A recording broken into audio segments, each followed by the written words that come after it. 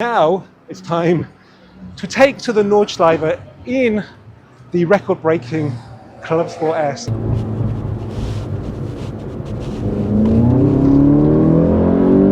Does this Clubsport S set the record feel different to my standard customer car?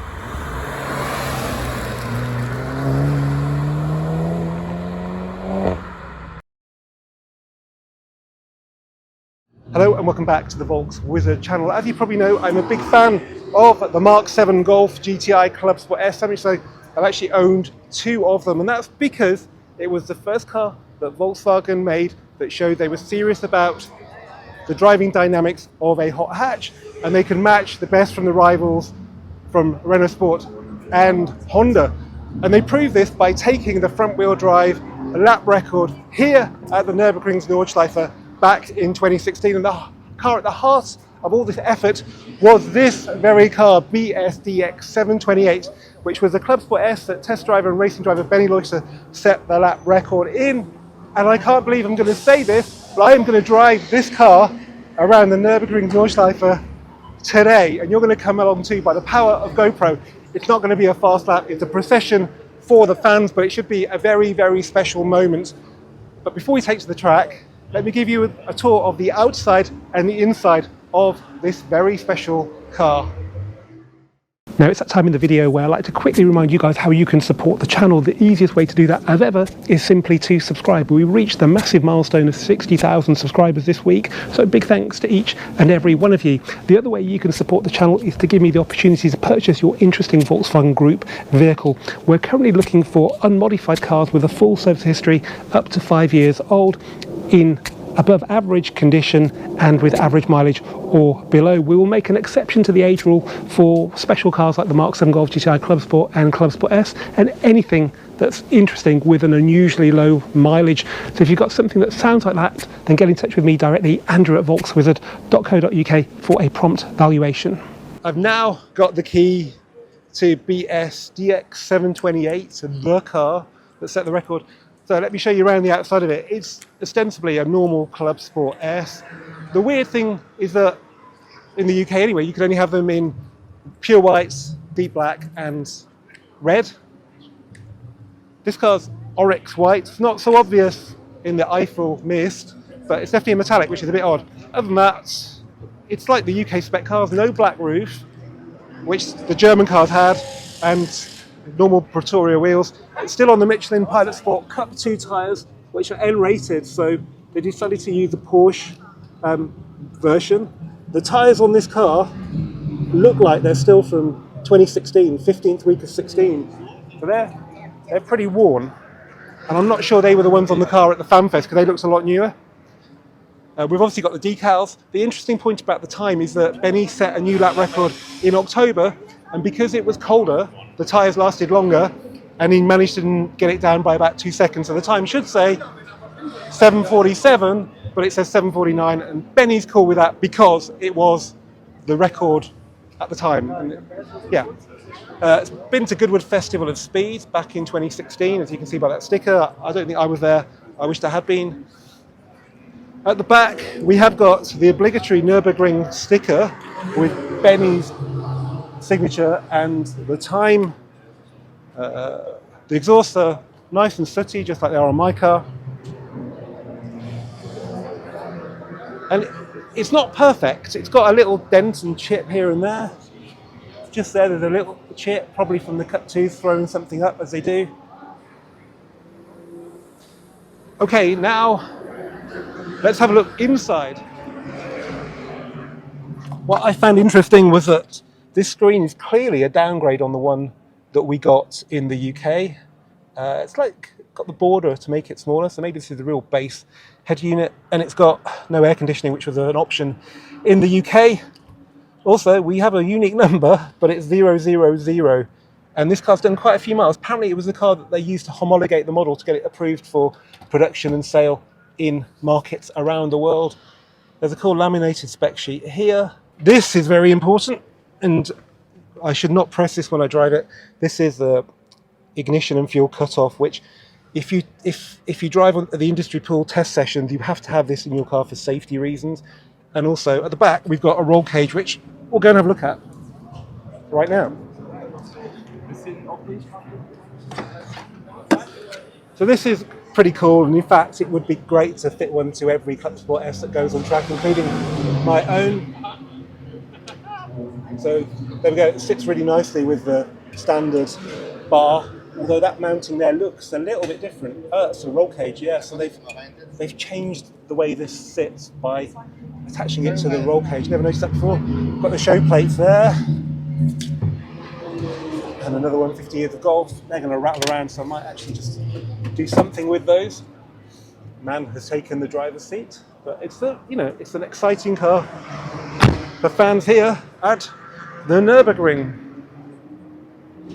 I'll tell you what, let's have a look into the bonnet, because I didn't do that in the walk around. Excuse me. Wait.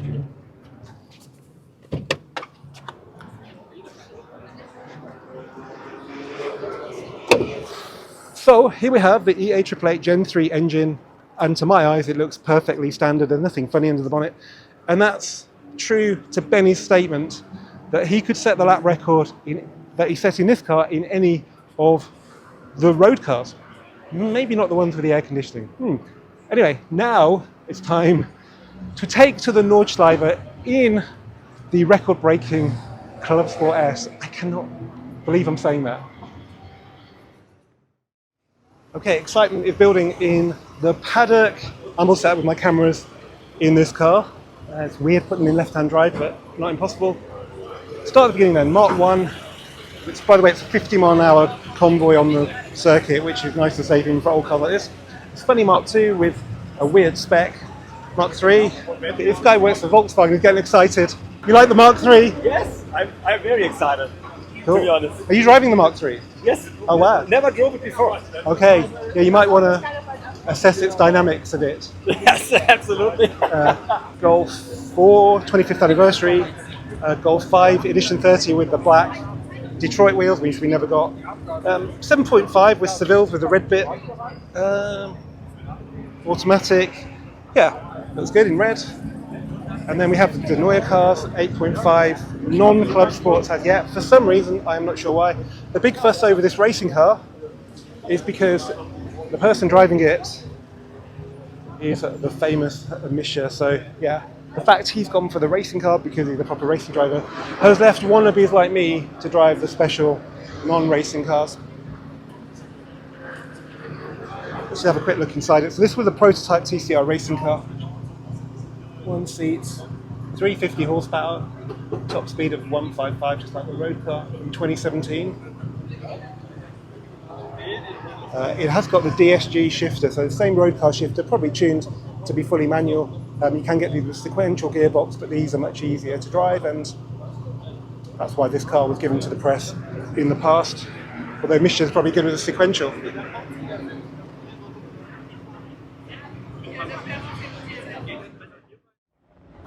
Just noticed this car does not have automatic headlights, which is really weird in the GTI. So in Germany the specs are stripped back as standard, everything is optional, so this car is basically starting from the bottom. They're just giving it what it needs, which isn't an awful lot.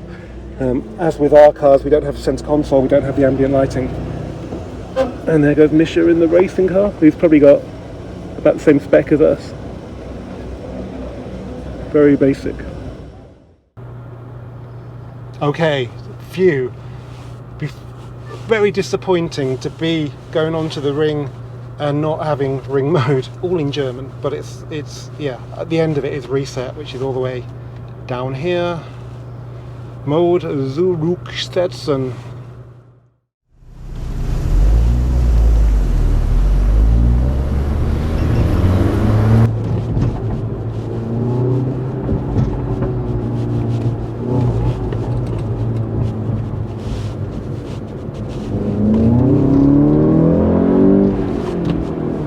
Okay, so on at T13.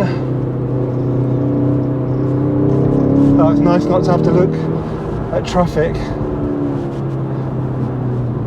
Well, now known as Sabine Schmidt's curve. God bless her. What a crazy sight. So not just driving this car here, but in my rearview mirror, I've got Misha in the TCR racing car up my bumper. down to Flugplatz, into 4th gear.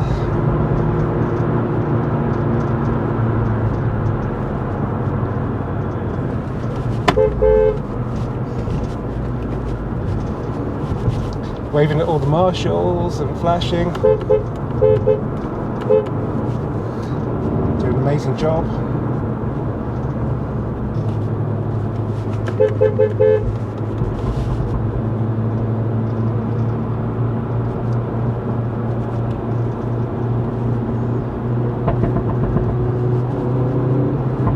Down to the foxhole.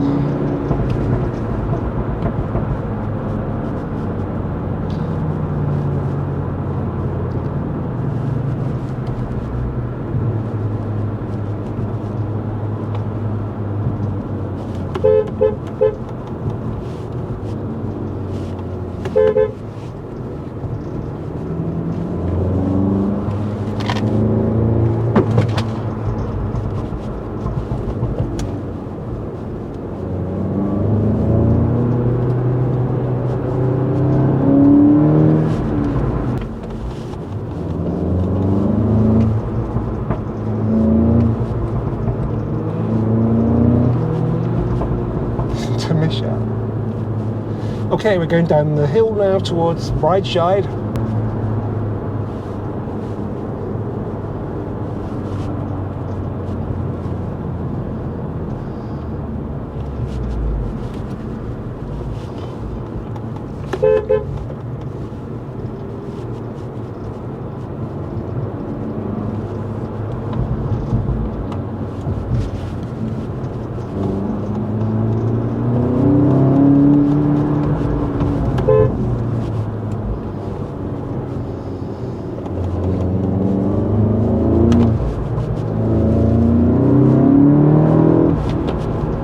Okay, Stahlstrecke at the end of the climb up towards Hoach, first right, and then we drop into the carousel.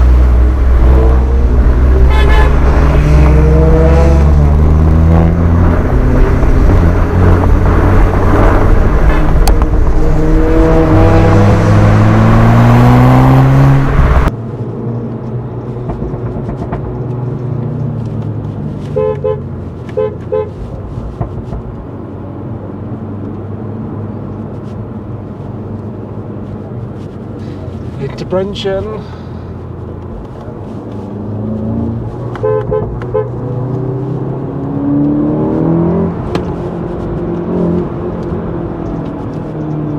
YouTube corner.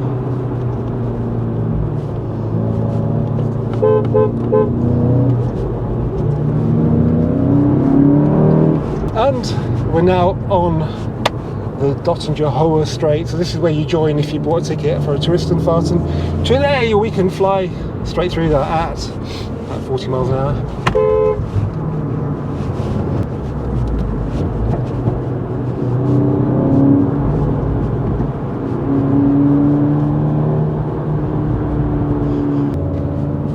And somewhere here we switch off from the Nordschleife onto the Grand Prix circuit.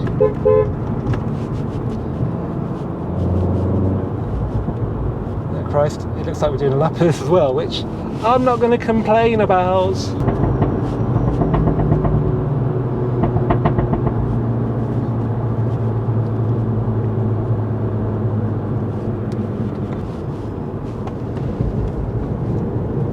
That's an evil first corner on the GP circuit.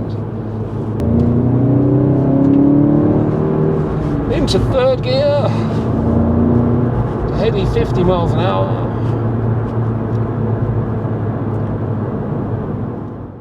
I'm never going to forget today, so yeah, big thanks to Volkswagen for arranging this, big thanks to you guys for your support. But it's not over yet. I want to go above 50 miles an hour in this car, and I think we can do 60 legally on the roads around here. So let's take the record-breaking Clubsport S onto the roads around here in the Eifel Mountains.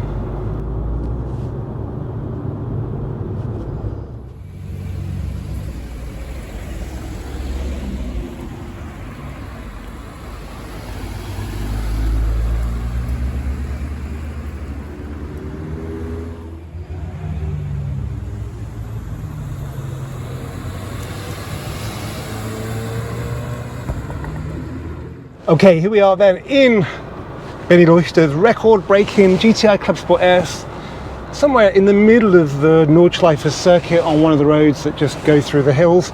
It's quite a warm day, got no air conditioning, and I'm trying to get a clear run on this road. Not bad so far. Yeah, it's interesting, very familiar car, apart from the roll cage, which gives it a completely different edge. I'm pretty sure what they gained in taking off the air conditioning on this car, they lost by adding the roll cage, so that shouldn't account for any extra performance. Other than that, apparently it's a pretty standard car. Obviously, being a German spec GTI, as I mentioned earlier, the spec is different, so we're missing things like auto headlights. We have got heated seats, but we have a tiny infotainment system with no nav unit. I'm just going to make sure I put it in ring mode, which is perfect for these kind of roads. So into individual, and then press the little pen icon, like so. It's so weird using this tiny screen. And then scroll down, and then mode the Rücken, which is reset, and then the Rücken, and that's comfort, dampers, everything else in race. Now, I was speaking, believe it or not, to Carsten Schebstadt, who was the man behind the Clubsport and Clubsport S project, and I wanted to ask him something I wanted to find out for ages. Is comfort mode damper the same whether you're in comfort mode or when you're in ring mode? And he said no, it's set up differently, and he wanted to give it greater damping, and he kind of implied it was variable. That's very clever. He kind of implied it was cleverer than the DCC in newer cars.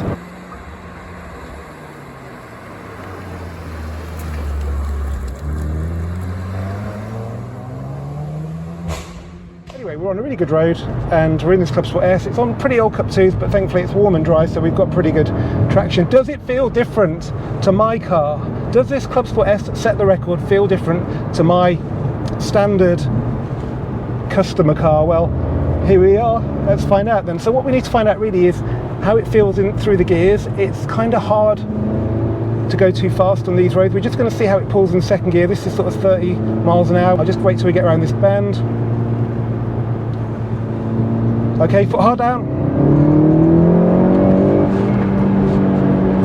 Yeah, it was pretty quick. The Clubsport S can feel a little bit, what's the word? Feisty, but it shouldn't be spinning up the wheels in the dry, and it feels strong, this car. I wouldn't say it feels massively different to my car. Maybe the fact it's on sort of like V-Power race, which you get over here, and the lack of air conditioning. It's also done quite a few miles, probably quite hard miles. It's on 21,000 kilometers, which is something like 15,000 miles. So it's not done the tiny mileage that a lot of Clubsport S's have done. Even my car that's done sort of similar miles to this has probably done it in a much different way. So yeah, this feels strong. Chassis wise, it feels pretty similar. It's got the same pops and bangs as a road car. Into third, it's a bit weird shifting with your right hand, and then into second, and bit of slip there, VAQ hooks up.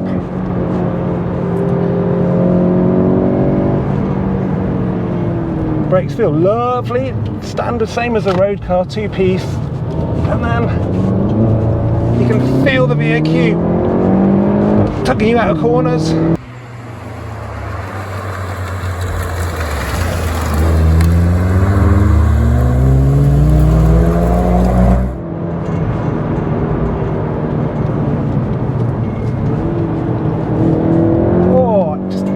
In these corners onto the rev limiter, which mine does as well, all too easily, and there's some weight, you know, it's not like a Mark 1 Golf, but it definitely feels, with all the technology of a modern car, but a little bit less weight than the standard car. It feels just incredible.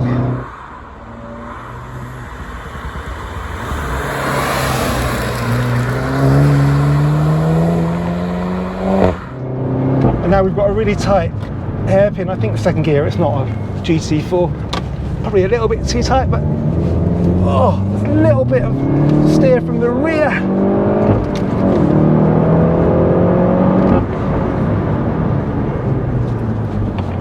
Easy to get too carried away in this. Okay, let's try that second gear thing again now. There's nothing behind us. So pop it in second, and we are doing, let's try and do it from 40 to 100 kilometers an hour, staying within the law then. So 40, foot hard down. 100 kilometers an hour, I think just on the rev limiter then.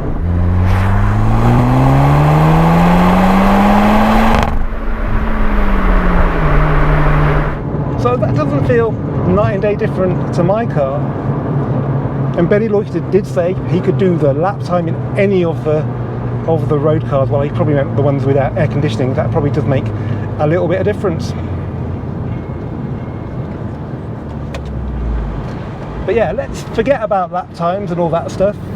And we need to forget about lap times because whilst the Clubsport S is clearly king of the Nuerburgring, its chassis is a little bit too soft even in race mode, and its brakes a little bit too feeble for it to pound around all day on a track day on one of the more traditional, faster flowing circuits we have here in the UK, such as Silverstone or Donington Park.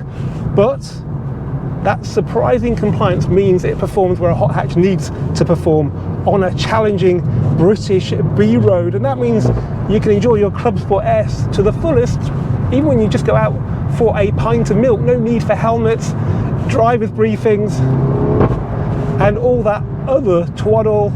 Just you, the car and some milk. As ever guys, thank you for watching this Volks Wizard video. Keep subscribing, keep commenting, and I'll see you for the next one very soon.